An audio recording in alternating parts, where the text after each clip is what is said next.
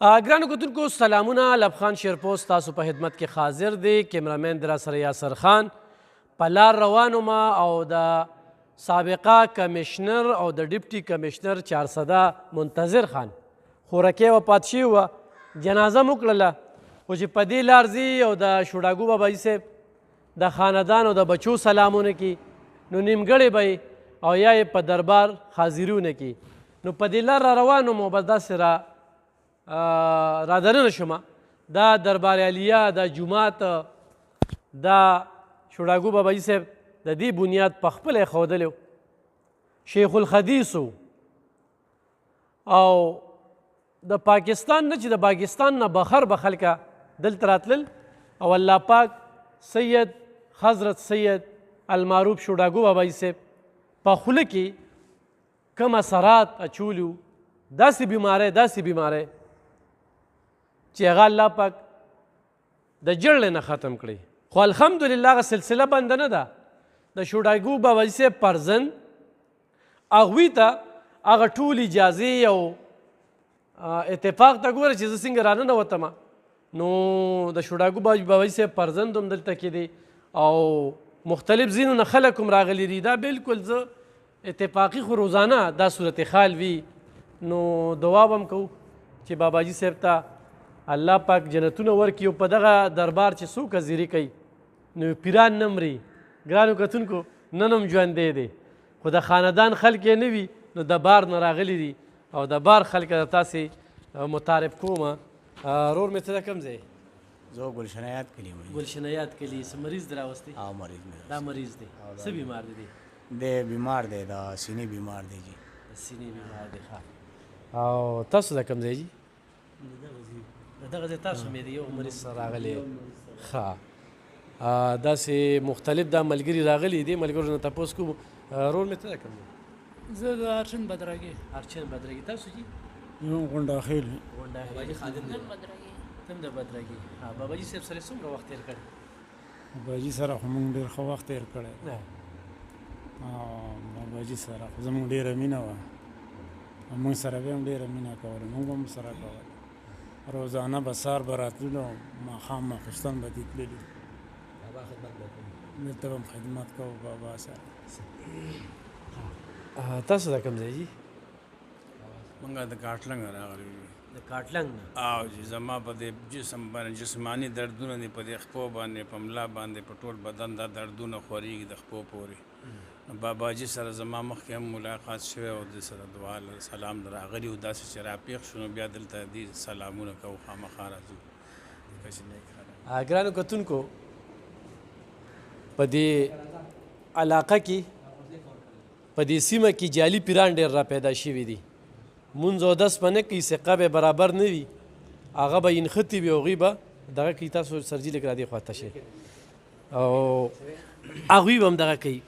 خو پیران همیشه ژوندي وي. زبر خلکه شوډاګو باباجي صاحب نن هم ژوندی دی او څنګه ژوندی دی د خلکو په زړونو راج کوي. خلک راځي دي دربار ته دوا کوي او ځي. دلته کې دغه صورتحال نشته دی او دا یې پرزند دی جي. او زه خو ډېر ضعیف و، زه بالکي وم ډېر ضعیف و، خو په هغې کې هم هغه خاندل او داسې د خانده و مزاحیه شان خبره به وکړله. او یو ورځ ورته مولانا صاحب وایي وجي الف خان دی په اوتمانزو کې په ګاډي کې ناست و او ما له وظیفه راکړه او الحمدلله هغه وظیفه تر اوسه کوو. نو ګرانو کتونکو یو خو د دعا اپیل کوو او دویم دا ده چې الحمدلله هغه دیر آباده ده، هغه مسجد او مزار خو ښکلې جوړ شوی دی. په دې مسجد بره کار کیږي او کمرې دي پکې، مدرسه ده. دا ډېره غټه مدرسه ده.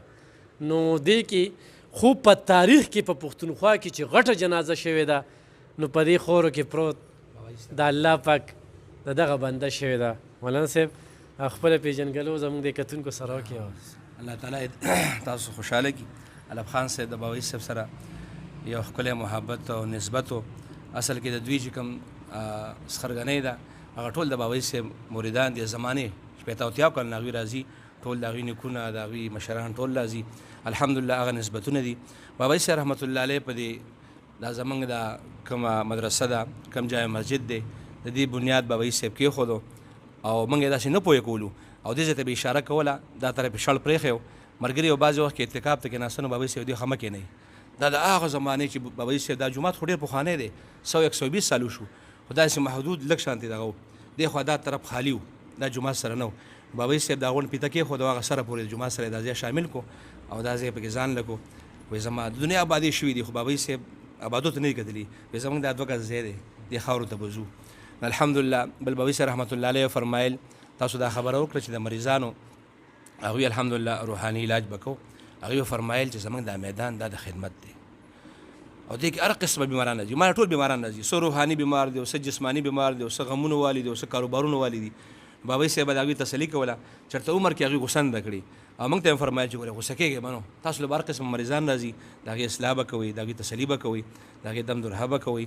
په سنت طریقه باندې او د چا نه به تمې ممې نه کوئ او صاحب به وفرمایل چې په دې ګیټ باندې څوک پکې دي نو دا رزق الله تعالی مخکې مقرر کړی دی نو چې ټیم د شربت د روټۍ نو تپوس به نه کوئ ټیم د شربت دی شربت کې ده ټیم د روټۍ د روټۍ کې ده او دا چې دا تپوس مې چې روټۍ م خوړلې نه ده خوړلې نو دا د بابۍ صاحب الحمدلله موږ الحمدلله سادات یو هغوی به دا فرمایل چې دا سلسله چې کومه روانه ده زموږ دا مزد د کاملین دی او الحمدلله زموږ نیکونو چې کوم دی لنګر یې ورکړي دي دا عامه خانقاه نه ده دا د ساداتو او سادات چې کوم دی الحمدلله د سخاوت په یو عظیم میدان باندې دي او الحمدلله بابۍ صاحب د علم یو سمندر و 24 سال دوی په علم باندې ماته فرمایل چې دا علم ما ډېر په تکلیفونو حاصل کړی دی ډېر ګرځېدلي تر دې پورې چې پهله موږ اراده وکړې دیوبند ته ځو په لاره باندې روان شو طالبان راسو هغه زمانه کې قاتو پیدا مزلې وي نو یو طالب ډېر وږی شو چې کاش کو د مور د لاس روټۍ وې ځکه لږه تنده خو ډېر خطرناک شی دی بابۍ صاحب فرمایل چې یو کس دغه ټیم راووتو داسې جوارو